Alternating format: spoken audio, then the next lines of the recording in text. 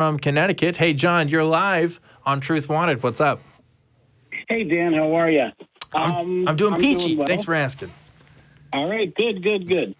So I've been an atheist now about a year and a half. I was atheist for many years. I was actually heavily involved in a street preacher community, let's say, and knew a lot of these top-level people. I actually talked to you a few months ago. I'm in pre-production of a couple films as well. But I'm not calling about that, just sort of setting up the back here of where I came from. So I found out about Matt about a year and a half ago, and he's actually the one that made me realize I wasn't an agnostic. I was an atheist. You know, it's what you believe or what you know between the two. So an agnostic atheist, basically. But all these calls I've listened to about the last year and a half, once I discovered Matt, of course, discovering your show, which I love. I think it's great. I love your forum.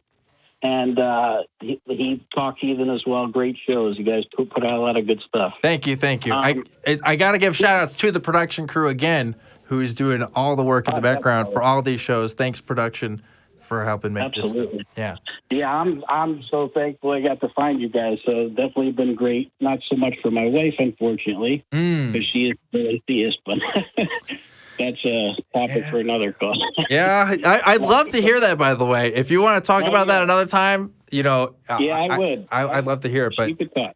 Yeah, I'd have to have her talk as well at the same time, so we could hash it out. That would be super cool. If your wife is down for that, I would love to do that. Yeah, that'd be sweet. All right, let's plan for that. Maybe next week we could do that. All right, cool. And John is actually not my real name, but I don't, a lot of people I know still to this day, I don't really talk to them a lot, but that's they okay. don't know that I'm an atheist. So John, objectively isn't my real name either. John. There you go. I'm objectively John. Yeah. All right. So here's the thing that I thought was interesting today. A theist, of course, is convinced that they know God exists, and that's it. And there's no convincing them. It's just the way it is. Mm-hmm. And you're stupid if you don't believe it in that regard, right? And you just can't look around you and see all this stuff was obviously created. We know there was a designer. I get that perspective because I was there for many years, and I understand what that's like. And that really comes down to a person that wants to be right.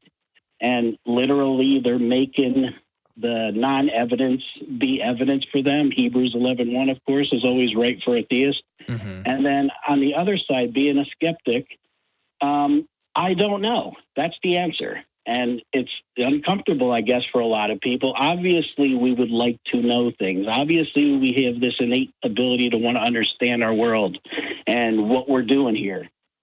So it's usually that's how it goes. A theist will try to convince you that the Bible is the Word of God, or is the Quran is Allah's word, and blah blah blah. All the same thing they all do to each other, and try to convince other people that that's correct.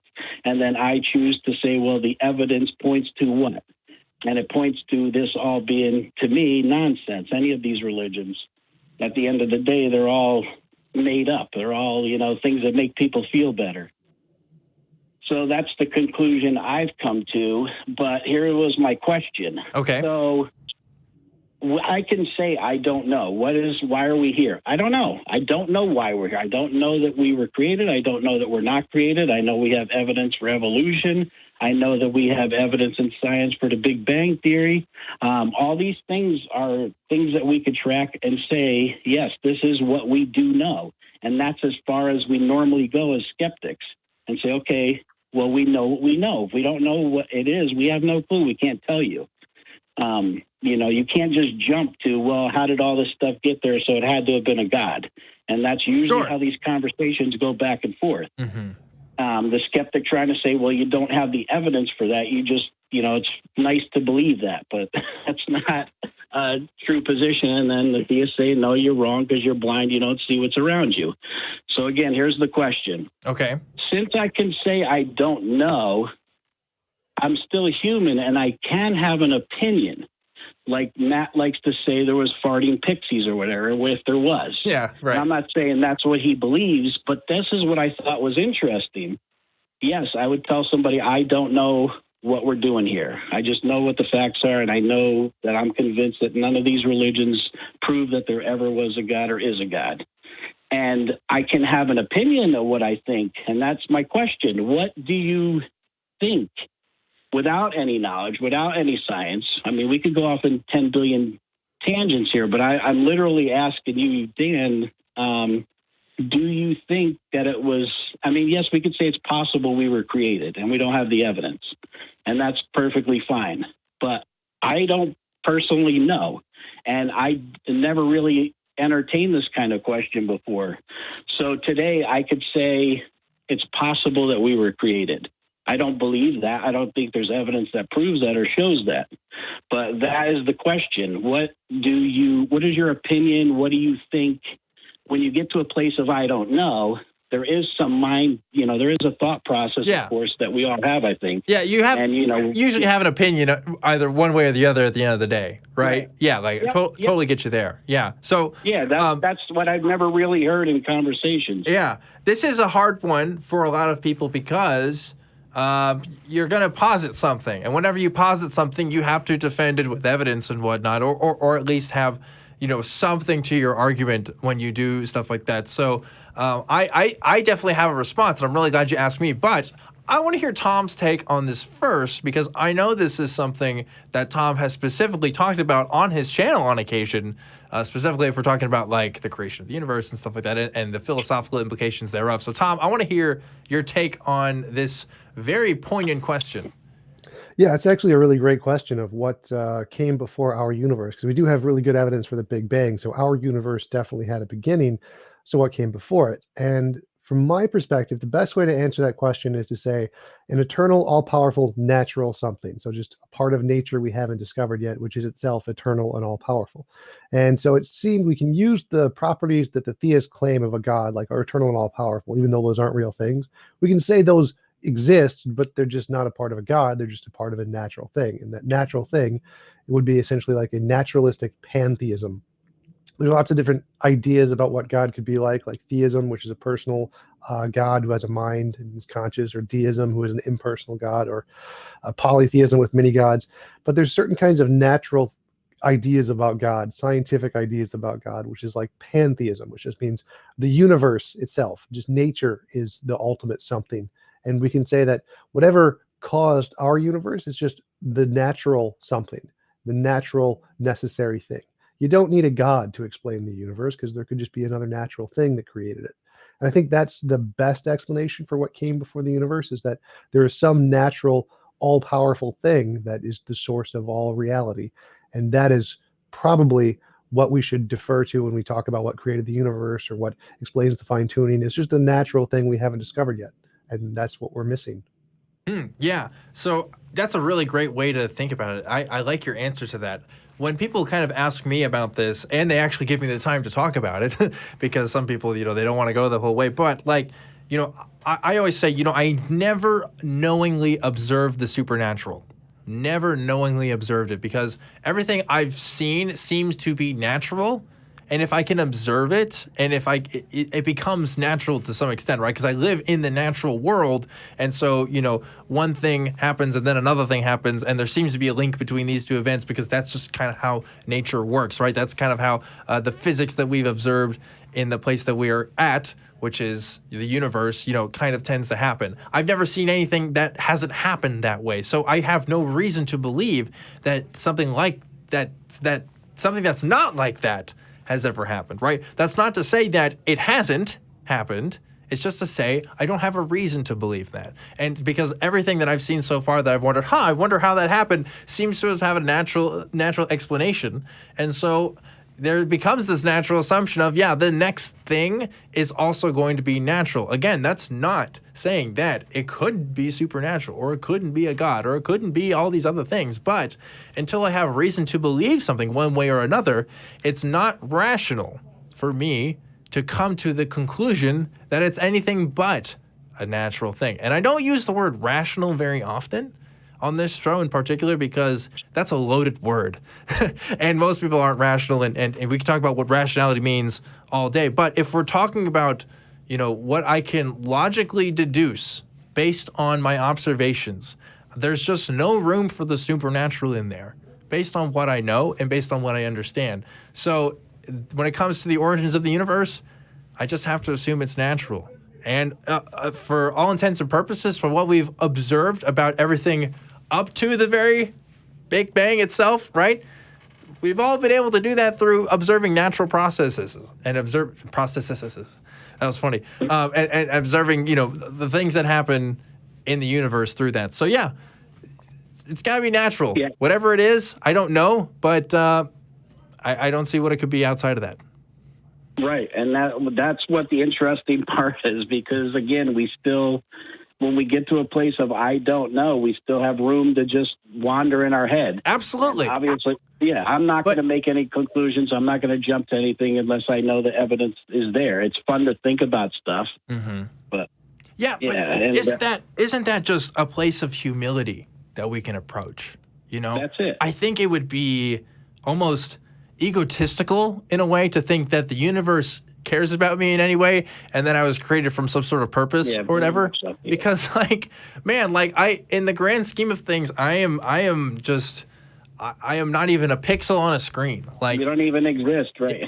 Yeah. Well, I mean, I exist, I think. But we might think we exist. That's another time. I just don't think, when it comes to was I created? Was humanity created? Do we have a grand purpose? It's like, I don't think so. I think humans make that stuff up, man, because we like to feel important about ourselves. Yeah. You know what I mean? And that's not necessarily. That's not saying it's a bad thing. It's that sense in us has probably created some of the greatest works of literature and inspired a lot of philosophy for countless centuries. But I can't, at the end of the day, come to the conclusion, yeah, I'm here for a purpose, y'all, and I'm super special, so you better watch out. Like, that's just not what I go to. So. Exactly. Yeah. Why? I mean, like I said, I've got into arguments with my wife over this, and I basically say it's narcissistic. And you think, the world's revolving around me and I'm so important. And yet we have hundreds of millions of light years away of stars. And that's why I say we're not even existing according to that expanse of the universe. Yeah. I wish people would watch more of those kind of YouTube videos as well. Well, they don't believe it, first of all, because they believe that we're in a flat earth on a dome. And there's that. But you know what also is, John? It's also people, atheists have a stereotype of being like, sure, we're the guys that shoot you down. We're the ones that are going to bring you back to reality. We're going to approach you with logic and facts. It's like, for some people, that's a downer. I know it was a downer for me for a while, but it's I agree. But I'd rather be honest with you than just come up with some bullshit and say something else. That's the whole thing, Dan. Yeah. And when I was out actually street preaching, I always told people this. This is how I found out, or how I clicked with Matt. I happened to see a video or something, and he said something that I always said to people. I said, do you want to know what's true, or do you want to be right? And if it's more important for you to be right, that is self-centered. That's narcissistic. That's you making yourself God. That's you determining what actually happened, instead of actually people that have slaved and spent their whole life and worked their knuckles to the bone to research the facts. We would rather listen to stories that make people feel better. And I get that. I get what it feels like to feel better. I get what it feels like to think there's a place we're all going and we're going to reunite with dead ones and all that. Obviously, that feels great. But it becomes this self-centered view of what this deity is. Yeah. It doesn't become a deity that's for all. It becomes a deity that's for me. Yeah, or at least tangentially related to you in some way. Like you play a part in that, big or small. Like there's a role that's directly related between you and your deity. Either your God created you a long time ago and doesn't care about you anymore, or you have a direct personal relationship with that deity. Everything kind of ranges in between those two ends of the spectrum. But yeah, I agree with you, John. It's like it doesn't. I can't go there. It's not a place I can go anymore because of everything that I know.